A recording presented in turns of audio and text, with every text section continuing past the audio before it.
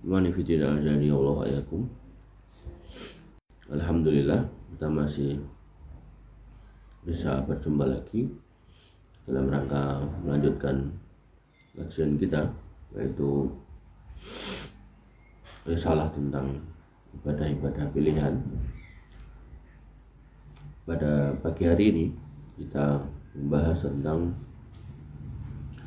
tata cara sholat bagi orang sakit. Syekh bin Baz mengatakan bahwasanya menurut konsensus itu kesepakatan. Menurut kesepakatan ahli ilmi bahwa orang yang tidak dapat sholat dengan berdiri maka dia boleh sholat dengan duduk. Nah, jika dia tidak bisa duduk maka boleh dengan tidur dengan posisi miring menghadap kiblat, sebagaimana sabda Nabi SAW, "Shalla qa'iman wa illam tastati' fa qa'idan." Salatlah dengan berdiri, kalau nggak sanggup maka dengan duduk. Wa illam tastati' fa 'ala janbi, dan kalau nggak bisa maka miring. Wa illam tastati' fa mustalqiyan, kalau nggak bisa maka sholatlah dengan terlentang. Jadi miring ini konteksnya kalau umpama kiblatnya ke arah barat, betul?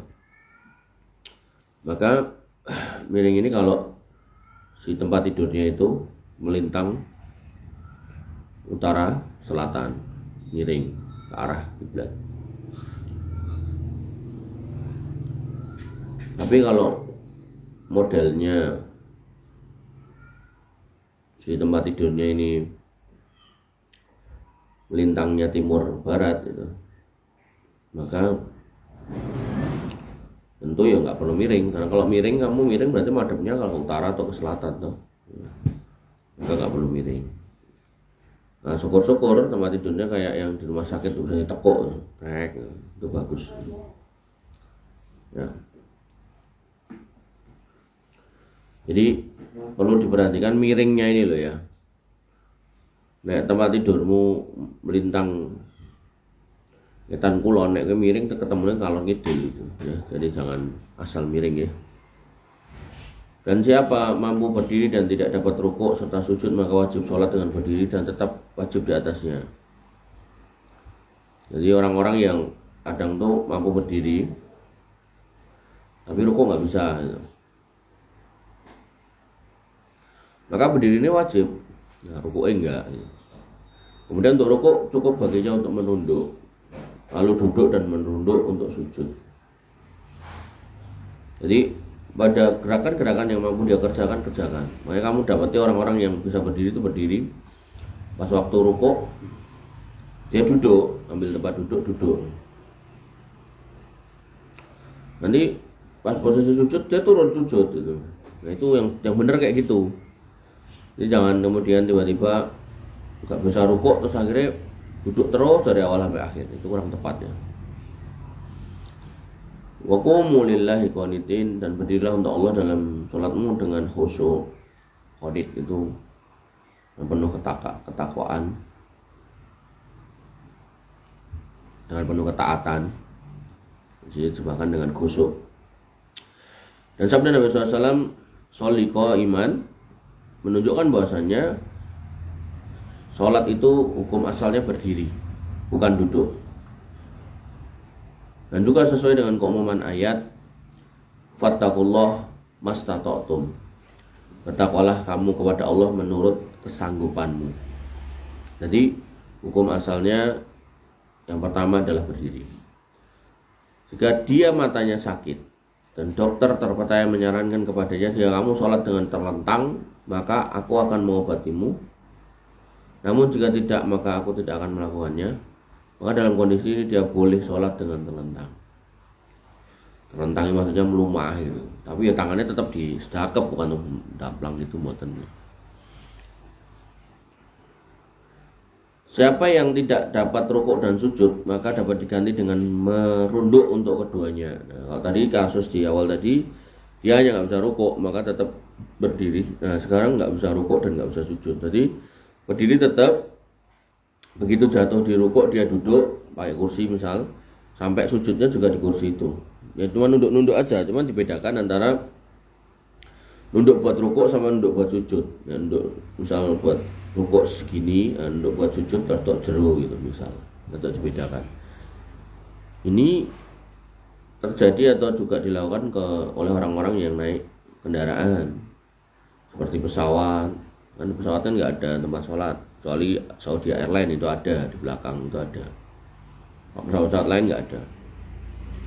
Kalau di kereta, tapi kereta sekarang ada musolanya, jadi bagusnya juga orang-orang yang naik kereta itu ke musolanya itu. Cuman dulu nggak ada musolanya. Ada orang saya pernah lihat memaksakan diri sholat di gang, itu juga kurang tepat juga. Maksudnya itu ada orang lalu lalang, kemudian ya pokoknya kurang tepat lah menurut saya. Ibaratnya ginilah, kamu sholat wajib tapi kamu sholatnya di tengah jalan situ, di depan rumah, kan nggak pas gitu. Maka jika tidak dapat merundukkan punggung sampai pada lutut karena bungkuk misalnya, hingga tanpa rukuk pun dia seperti orang yang sedang rukuk. Jadi maksudnya dalam kondisi jalan itu dikatakan bungkuk gitu. Maka cara rukuknya adalah dengan menambah rukuk lagi dan lebih merunduk lagi daripada rukuk pada saat bersujud dengan mendekatkan wajah ke tanah. Tadi kita bilang tadi. Jadi kalau orang-orang yang sakit itu rukuknya misal segini, nah sujudnya atau jeru. Ya semaksimal dia mampu. Pokoknya harus beda dengan gerakan rukuknya. Dan jika dia masih tetap tidak bisa merundukkan kepalanya, maka cukup baginya dengan niat dan ucapan. Jadi ada orang tuh kaku banget tuh. Misalnya mau terbaring tok gitu, gampangannya. Maka cukup dengan niat dan ucapan. Ucapan di sini maksudnya ya doanya.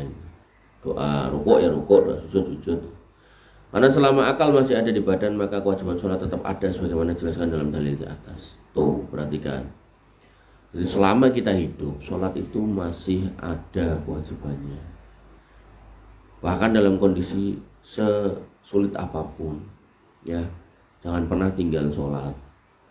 Ya, karena sholat itu yang kemudian menjadi sebab Allah masih memberikan nur wa burhan, petunjuk dan hidayah.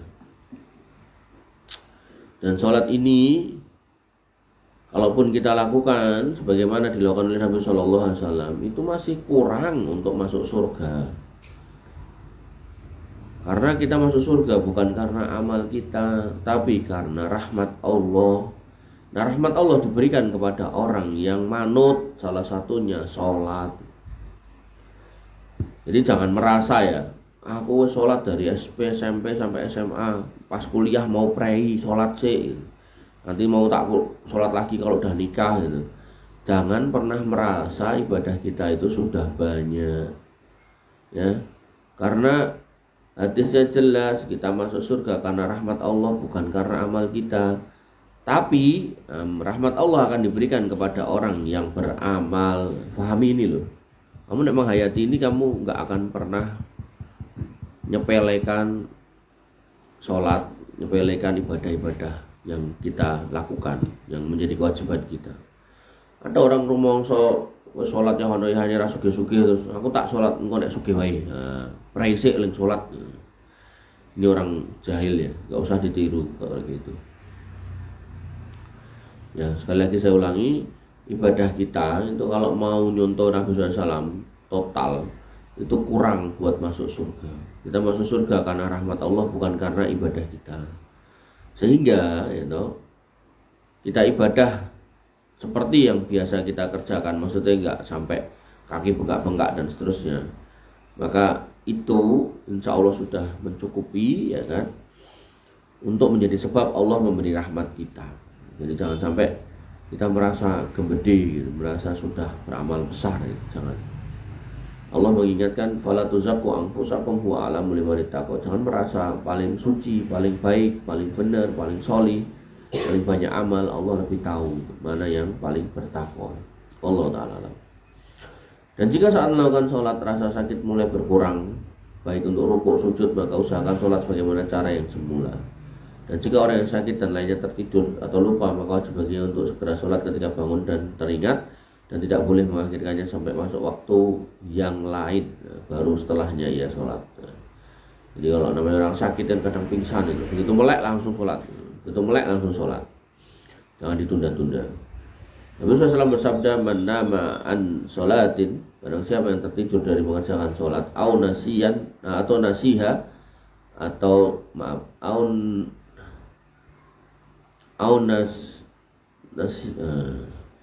nasiyaha, atau melupakannya, maksudnya lupa kalau belum sholat. Fal yusalliha, silakan mengerjakannya. Mata zakaro, kapan aja dia ingat. La kafaratan, enggak ada kafarah laha untuknya, illa zalika, kecuali itu. Jadi orang yang tertidur langsung mengerjakan sholat. Bagaimana firman Allah Subhanahu wa taala, wa aqimish sholata lidzikri, dan segera dirikanlah sholat untuk mengingat aku. Untuk itu tidak boleh meninggalkan sholat dengan kondisi apapun. Bahkan hendaknya para mukallaf ini seorang muslim yang sudah wajib menjalankan syariat, senantiasa lebih memperhatikan sholatnya saat sakit daripada kondisi hari-hari biasa. Gampangannya gini, kamu dalam kondisi sakit itu benar-benar kamu tuh dalam kondisi yang memang didesain oleh Allah Subhanahu wa taala, kamu tuh butuh pertolongan itu loh. Maka harusnya pas sakit itu banyak-banyak sholat kudunya itu, ya. Banyak-banyak zikir. Toh juga nggak bisa apa-apa toh, maka sebaiknya banyak-banyak zikir, banyak-banyak minta, banyak-banyak doa. Jangan malah sebaliknya, loro malah bermaksiat. Tidak boleh meninggalkan sholat waktu sampai habis waktunya, meskipun ia sakit selama akal masih ada, tapi hendaknya tetap menunaikannya tepat pada waktunya sesuai kemampuannya dan tidak ditinggalkan dengan sengaja sementara dia sadar dan mengetahui hukum syara atas kewajiban sholat dan mampu menunaikannya meskipun dengan merunduk, maka ahli ilmu sepakat hukumnya adalah kafir. Jadi orang-orang yang sengaja meninggalkan sholat, gak mau sholat, itu menurut Syekh bin Baz, diulangi lagi, yaitu hukumnya kafir. Ya, jadi kamu kalau punya bapak, punya ibu, punya kakak, adik yang gak sholat, maka kebaikan terbaik yang bisa kamu kerjakan sama dia, selain memberi harta, ya memberi harta itu bisa-bisa aja baik-baik aja kamu kasih gitu kan. Tapi yang terbaik adalah kamu kasih hidayah. Kasih hidayah di sini maksudnya bukan berarti kamu yang ngatur hidayah, bukan. Maksudnya kamu mengajarkan kebaikan itu loh. Hidayah tetap dari Allah Subhanahu wa taala, tapi lebih kepada kamu yang menjadi wasilahnya. Kamu sing ngandani, kamu sing ngancani, kamu yang luruskan gitu. Jangan dibiarkan. Ya. Dan kondisi kita yang misal secara finansial lebih baik daripada orang-orang ini, itu justru jadikan sebab untuk dia dapat hidayah. Ojo mung mbok jajan, mbok piknik tok. Tapi lebih kepada ya Pak sholat, ya Mas sholat, ya Dik sholat, engko bar sholat tak edit. Nah, gitu. Jadi jadikan itu sebagai pancingan gitu. Rasulullah SAW bersabda, al-ahdul ladzi bainana wa bainahumus shalah. Perjanjian antara kami dan orang-orang kafir adalah as-shalat. Faman tarakaha faqad kafara. Siapa yang meninggalkannya maka dia adalah kafir. Sabda yang lain, Rasul amri al-Islam. Segala urusan pokok masalahnya adalah Islam, wa amuduhu as-shalah, dan tiangnya adalah salat, wa dirwatu sanamihi al-jihad, dan atapnya adalah jihad fi sabilillah. Maka apabila orang yang sakit mendapatkan kesulitan mengerjakan sholat di tiap-tiap waktunya, maka boleh baginya menjamak antara duhur dan asar. Jadi prinsipnya sholat pada waktu-waktunya. Kok kemudian dia kesulitan, ya karena satu dan lain hal, maka dia bisa mengerjakan ketika kemudian dia dalam posisi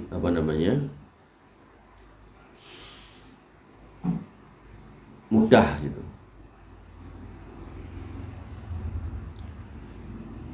Dan misal dia pingsan, sadar, pingsan, sadar gitu kan, maka sholatnya waktu sadar. Oh ternyata pas sadar itu dia belum sholat, misal duhur, dia sadarnya pas asar, ya berarti dijamak. Atau dia pas sadarnya isya belum sholat maghrib, ya udah dijamak. Namanya pingsan. Dan jamaknya bisa jamak takdim atau jamak takhir. Tentu nek takdim ini konteksnya dia udah tahu mau ngapain. Misal ya, dia mau operasi, yang kemungkinan operasinya ini sampai maghrib, dan operasinya pas waktu masuk duhur. Sekali lagi masuk waktu dulu ya, duhur. Maka dia boleh menjamak duhur dan asar. Tapi kalau kemudian kontaknya pingsan, aku nanti tak pingsan, aku tak jamak takdim dulu, ini nggak boleh ya, karena pingsan kan kita nggak tahu gitu loh. Tapi kalau yang kontaknya tadi kayak misal orang hamil mau melahirkan, sesar dan seterusnya, maka kalau mau dijamak itu lebih baik ditakdim. Kalau emang ngerti planningnya gitu loh. Tapi kalau nggak tahu planningnya, kayak misal tadi pingsannya kapan sampai kapan, terus sama takdim aja, dan kok jagani nek pingsan, itu nggak boleh gitu. Sesuai dengan keadaan yang lebih mudah baginya. Jika dia mau, maka boleh melaksanakan sholat asar diajukan ke duhur, atau duhur diakhirkan ke asar. Atau jika dia mau, dia boleh melaksanakan isya diajukan di waktu maghrib, atau maghrib diakhirkan di waktu isya. Namun untuk sholat fajar tidak bisa dijamak, karena sebelum dan sesudahnya tidak dapat paket jamaknya. Inilah sekilas tentang tata cara taharah dan sholat bagi orang sakit. Semoga Allah memberikan kesembuhan bagi kaum muslimin yang menderita sakit dan menghapus kesalahan mereka.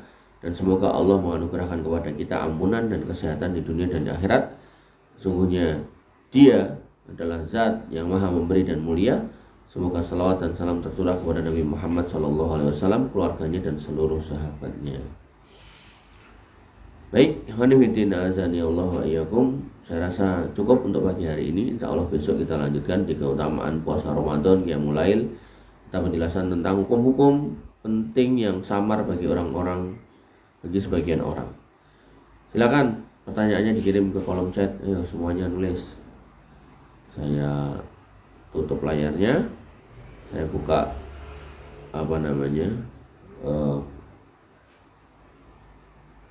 tampilan tanya jawabnya. Lho dhewe iki Mas Eko iki.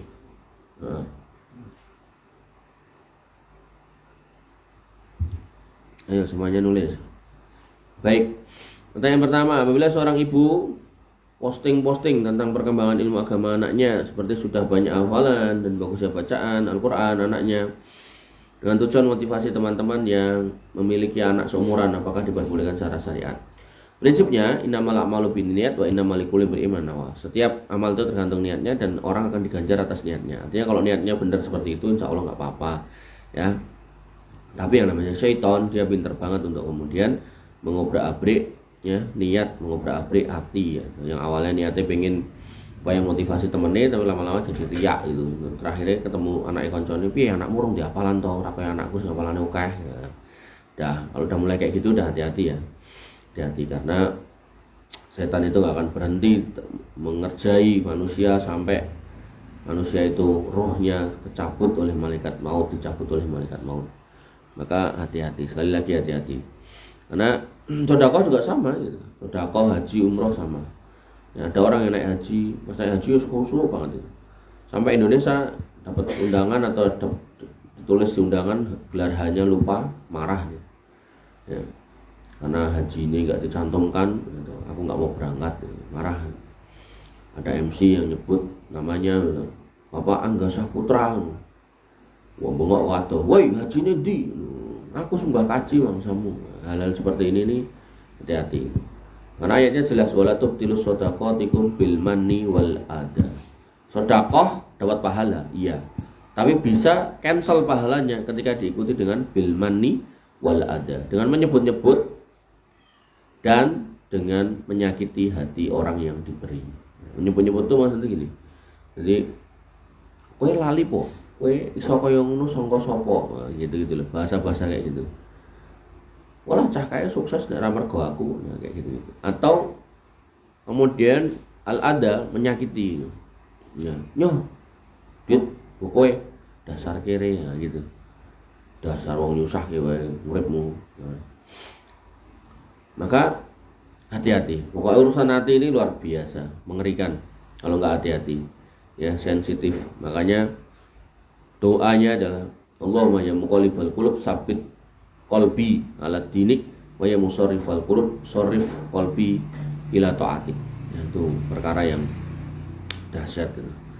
Ada juga sebagian doa juga Allahumma inni as'alukal ikhlas wa na'udzubika minar riya, juga bisa. Wallahu ta'ala alam. Dan yang selanjutnya saya bertanya, Jadi orang tua saya sakit lumayan parah. Nah tiba-tiba ada teman orang tua saya yang Kristen yang ingin mengobatinya. Karena orang tua saya nggak tahu apa-apa, dia dikasih air sama orang Kristen ini jadi oke-oke aja. Si Kristen ini pun bertanya apakah ikhlas menerima pengobatan. Dia, orang tua saya ikhlas aja karena memang tidak ada yang janggal dan mencurigakan. Karena beberapa bulan lalu ketahuan ternyata air yang diminumkan orang tua saya sebut yaitu air orang khusus atau orang masuk Kristen. Jadi ini harus bagaimana ya, tolong jelaskan. Baik, pada orang-orang yang sakit ya, maka pastikan berobat dengan berobat yang diperbolehkan secara syar'i, yaitu ke dokter. Jangan ke dukun gitu. Kecuali dukun bayi lah, monggo lah. Atau dukun apa kayak jenis sangkal putung lah, mijet-mijet mulut-mulut itu silakan. Tapi kalau yang aneh-aneh nggak boleh. Ketika dukunnya pun beragama Islam, tapi dukun nggak boleh, apalagi bukan seorang Muslim dengan ritual-ritual seperti itu. Nah, dokter Kristen boleh nggak boleh, selama dia tidak melakukan hal-hal yang berbau ritualitas agamanya. Ya, maka saya selalu katakan di mana-mana mendingan kita sakit di atas tauhid daripada harus sembuh tapi dengan merusak akidah. Syukur-syukur nggak usah sakit, tapi akidah lurus itu lebih baik. Maka pentingnya menjaga diri, jangan sampai kemudian sakit yang pada akhirnya ya, memutuskan jalan untuk menentang akidah atau bertentangan dengan akidah yang sahihah, itu kurang tepat. Ya, jadi dalam konteks ini banyak-banyak beristighfar, ya, kemudian ya mungkin cara membersihkannya air yang ini tadi ya, beli air zam-zam diminum semuanya. Mudah-mudahan Allah bersihkan tubuh dari air-air yang seperti ini. Allah Ta'ala. Ya ini sama kan dengan air dukun itu ya nggak boleh juga. Jadi pokoknya nek memang mau meruqyah dengan air, ruqyah sendiri, ambil air, bacakan Al-Fatihah 7 kali, minum wis. Ora usah tuku air sing ditungani, ora usah dadak njaluk air saka Habib fulan-fulan, wis ora usah. Berobat aja jelas ke dokter, ke rumah sakit, ke klinik itu jelas. Malah kayak kasus di Solo itu yang saya tahu loh ya. Itu kalau penyakitnya nggak berat itu di puskesmas itu gratis. Ya. Maka yang harus dipahami adalah kalau ada wasilah yang mubah, kenapa harus nabrak-nabrak yang haram?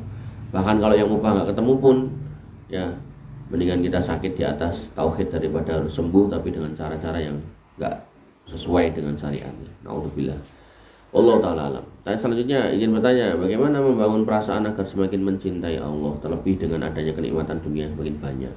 Ayatnya jelas ya, in kuntum tuhibbunallah fattabi'uni. Kalau kamu ngaku cinta sama Allah, ikuti aku.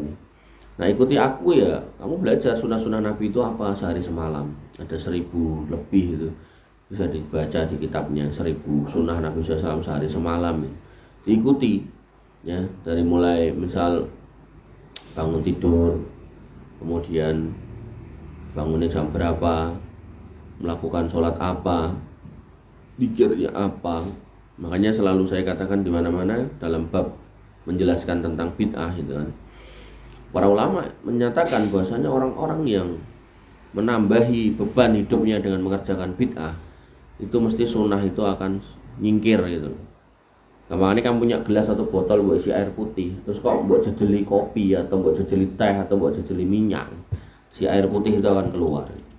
Maka sunnah nggak akan ketemu dengan bid'ah, Quran nggak akan ketemu dengan musik gitu.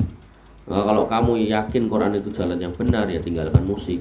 Kalau kamu yakin bahwasannya sunnah itu yang benar, ya tinggalkan bid'ah. Udah pilihannya gitu. Dan syirik nggak akan ketemu dengan tauhid. Kalau kamu yakin tauhid ini jalan yang benar yang disampaikan oleh para nabi sebagaimana firman Allah Subhanahu wa taala, ya tinggalkan kesyirikan, ya sekecil apapun. Ya. Kalau kamu tahu zina ini haram, yang benar adalah nikah, ya, maka ya, kalau kamu nggak pengen kena adab neraka, ya nikah, jangan berzina gitu. Ya.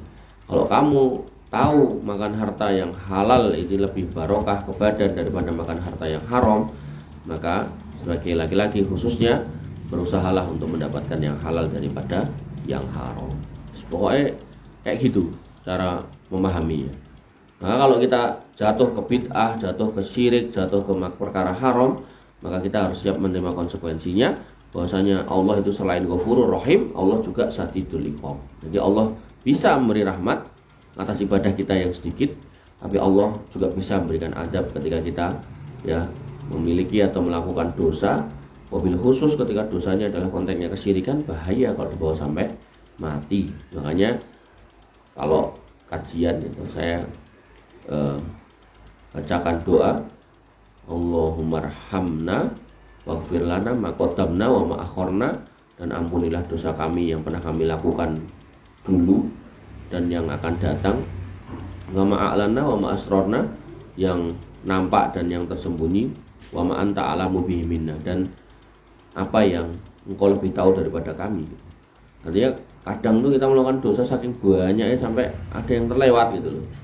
Maka dosa-dosa yang terlewat ini juga perlu dimintakan ampun. Harapannya kita ketika sudah sering-sering minta ampun di dunia, harapannya nanti di akhirat kita sudah nggak perlu bertanggung jawab gitu. Makanya saya selalu katakan kalau kamu minta surga, minta Allah juga selamat dari neraka. Karena ada orang yang kemudian bisa masuk surga tapi harus mampir ke neraka, dan itu perkara yang berat, sulit. Dan asas dari semua itu adalah ngikuti Nabi SAW, ngikuti sunnah. Orang-orang yang ngikuti sunnah istiqomah sedikit demi sedikit, dia tambahi, dia tinggalkan bid'ah, dia tinggalkan kesyirikan, dia tinggalkan harta haram, insya Allah dia akan mencapai kecintaan kepada Allah Subhanahu Wa Taala. Dan ketika ngomongkan kenikmatan dunia ini bukan berarti suruh jauhi, enggak. Bahkan kalau kamu sanggup mendapatkannya, kejar, tapi dengan cara yang halal. Nikah nikmat, nah, makanya menikahlah. Duit nikmat, ya punyalah, tapi dengan bekerja, gitu loh. Piknik enak gitu kan, tapi gue piknik butuh duit, ya kerjalah gitu. Gitu loh ya. Makan enak gitu kan, boleh, bukan nggak boleh. Nah, cuman untuk bisa menikmati ya pakai harta halal, kerjalah gitu. Maka ini jangan sampai dipahami kayak orang-orang sufi atau orang-orang tertentu yang pengen bercerai dari dunia terus nggak mau gitu, nggak mau nikah, nggak mau ini, enggak. Salah ya itu.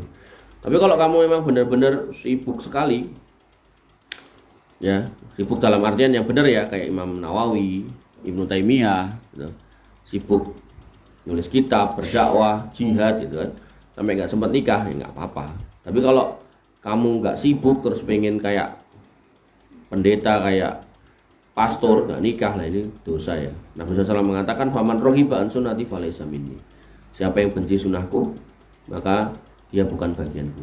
Dan Nabi itu sampai mengatakan satu-satunya kumpulan bercanda-bercanda tapi berpahala itu ya kumpulnya suami dengan istrinya dan anak-anaknya. Makanya cah nom-nom kalau masih muda seneng kumpul karo kancane gitu, begitu udah nikah ya wes kancane ditinggal wae karo balik karo keluargane gitu. Lah apakah nggak boleh sama kancane? Ya boleh sekali-kali aja gitu. Kalau pas masih jomblo pengen berbengi misalnya metu ketemu kancane gitu, terus nikah yo jangan terus-terusan sama kancane gitu. Yang sama istrinya sama anaknya gitu. Main sama istri sama anaknya gitu. Ya. Allah taala alam. Tanya selanjutnya, setelah wudu kemudian tidak sengaja menyentuh benda najis, apakah batal wudu? Enggak ya. Jadi yang membatalkan wudu adalah keluarnya angin, cairan atau padatan dari dua lubang, kubul dan dubur. Kalau kemudian kita nyenggol benda najis, maka tidak membatalkan wudu kita selama bukan benda najis kita ya. Tapi yang keluar benda najis kita yaitu haram, batal wudunya. Maka kalau itu kita nyentuh ya kita tinggal cucikan aja. Apakah di baju kita cuci bajunya, apakah di badan kita bersihkan badan kita. Ya, Allah taala alam. Dan selanjutnya, apa benar wanita yang sedang haid tidak boleh ke kuburan? Tidak ada larangannya ya, saya belum pernah ketemu larangannya yang terkait ini. Yang nggak boleh adalah ke masjid ya. Allah taala alam.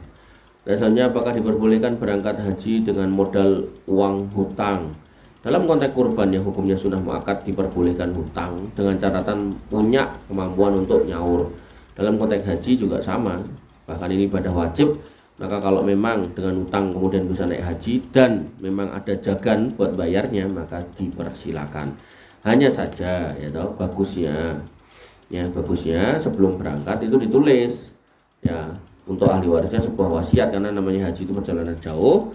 Ya misal ya tulis bapak ibu mangkat kaji nyilih hutang ngene Pak Paidi 350 juta.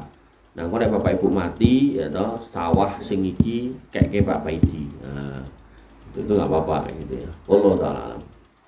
Pertanyaan selanjutnya, Ada seorang yang berobat tapi ada pantangan, dirasa agak aneh seperti nggak boleh datang ke tempat orang yang meninggal, itu gimana? Ini termasuk bagian dari perdukunan ya. Jadi sebaiknya ditinggalkan. Pokoknya pengobatan-pengobatan yang aneh-aneh itu ditinggalkan aja. Karena jelas ayatnya Ubudullah wastanibut tauhid. Sembahlah Allah dengan memurnikan ketauhidan kepadanya dan jauhilah tauhid.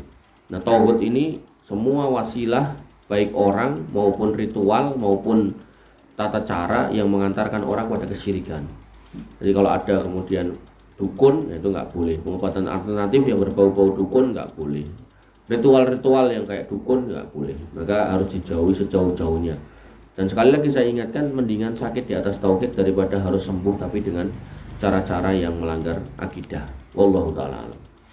Nah, yang selanjutnya, jika imam sholat lupa sehingga menambah atau mengurangi rukun jumlah sholat rakaat, maka apakah makmum harus mengikuti sujud sahwi imam? Apabila ternyata imam tidak sujud sahwi, apakah yang harus dilakukan oleh makmum? Maka innama ju'ilal imam al-imam liyu'tama. Imam itu dijadikan untuk diikuti. Jadi imam sujud sahwi ya kita ikut sujud sahwi, imam enggak ya enggak apa-apa. Ya maka kita ikuti imam. Jadi jangan sampai bedani karo imamnya. Wallahu ta'ala alam. Mudah-mudahan nanti ada pembahasannya lebih detail lagi terkait dengan sholat ini. Kalau nggak ada ya berarti kita agendakan jauh. Dan selanjutnya, apakah diperbolehkan bayar utang dengan sedekah untuk orang yang diutangi tapi orang yang diutangi masih hidup namun kita tidak tahu keberadaannya sama sekali. Ya, jadi kalau kita misal punya utang sama si fulan gitu kan, terus si fulan ini nggak tahu kemana gitu kan, maka kita dikatakan oleh Ibnu Abbas boleh bersedekah atas nama yang bersangkutan. Tapi nanti kalau ketemu yang bersangkutan itu kita tetap harus menyampaikan, Mas, Mbak, saya dulu punya utang 500.000 atau 1 juta ya misal, kemudian saya cari jenengan nggak ketemu, kita dulu bertetangga terus jenengan pindah rumah, akhirnya saya sedekahkan duit itu ke masjid misal gitu.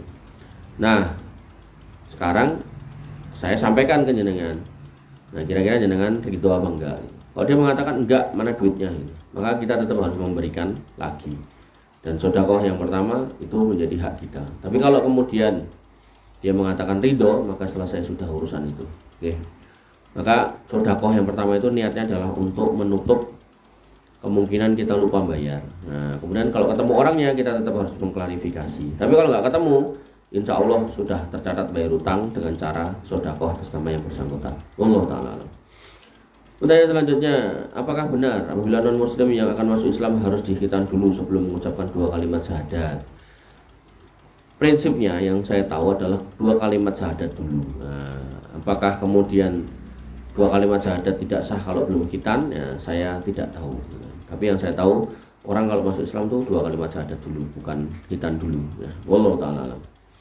Dan misalnya, apakah yang harus dilakukan seorang karyawan apabila di lingkungan kerjanya bosnya suka minum-minuman keras walaupun karyawan tersebut tidak diajak minum gitu kan? Ya tadi seperti yang saya bilang, ketika kita punya orang-orang yang kita hormati, kita sayangi, kita cintai, kemudian berlaku maksiat, maka usahakan mendakwai dengan cara yang terbaik ya. Bil hikmati wal mau'izatil hasanah, dengan hikmah dan mau'izah hasanah. Jadi kalau misal punya bos yang tukang minum gitu kan, ya misal dibecandai gitu, bos, ayo bos, jalan ke pasar gede misal gitu, situ ada ini dawet yang enak misal gitu kan, nah sampai sana belikan. Nah ternyata enak minum dawet toh daripada minum minuman keras gitu misal ya. Tapi yang perlu diwaspadai adalah ketika kita dekat sama orang-orang seperti itu, hati-hati ya, hati-hati gitu. Mungkin kita nggak ikut minum tapi mentolerir, membenarkan, itu juga kesalahan. Jadi kalau kalian ingat kisah Nabi Lut, istrinya tidak disuruh membawa oleh Allah Subhanahu wa taala, suruh ninggal. Padahal istrinya Nabi Lut ini bukan pelaku homoseksual atau lesbian.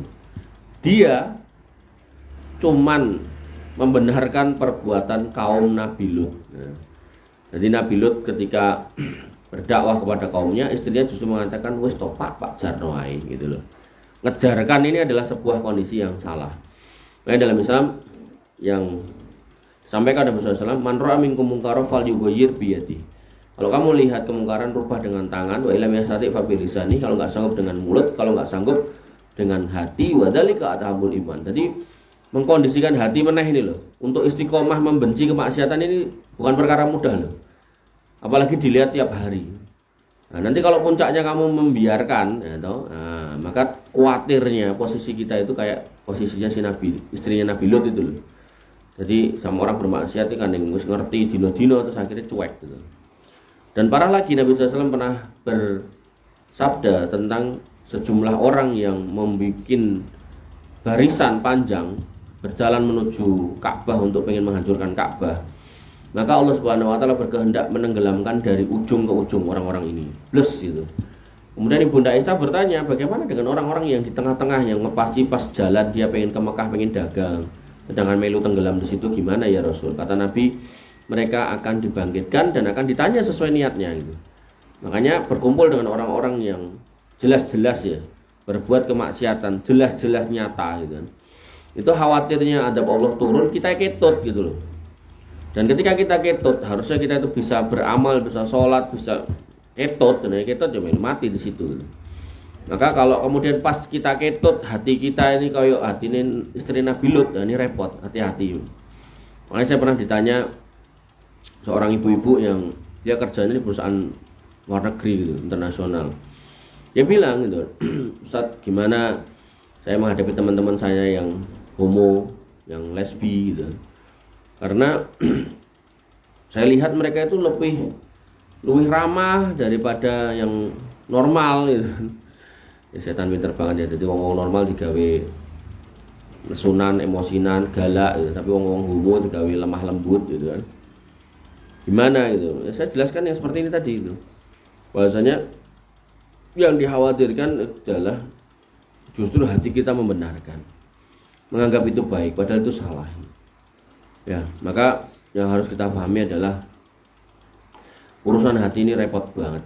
Karena repotnya maka kita harus hati-hati dan harus fokus, jangan sampai kemudian kita gampang akhirnya kita menghadap Allah harusnya membawa hati yang bersih, tapi justru hati kita kotor karena kita nggak paham bagaimana menempatkan hati. Makanya tema tazkiyatun nafas, tazkiyatun nufus itu penting sekali. Nah, makanya Allah mengatakan la yanfa'u malun wala banun illa man atallah biqalbin salim. Enggak bermanfaat harta dan anakmu untuk hari kiamatmu kecuali kamu datang dengan membawa hati yang bersih. Nah, hati yang bersih ini adalah hati yang tidak dicampuri kesyirikan, hati yang tidak dicampur dengan pembenaran atas kemaksiatan gitu. Nah, jadi kalaupun kamu nggak sanggup merubah dengan tangan, nggak sanggup dengan mulut, paling nggak tuh hatimu jangan membenarkan juga gitu. Soalnya kampung ada kesyirikan terus meneng-meneng wae, bahkan mungkin malah melu nyengkuyung. Ya.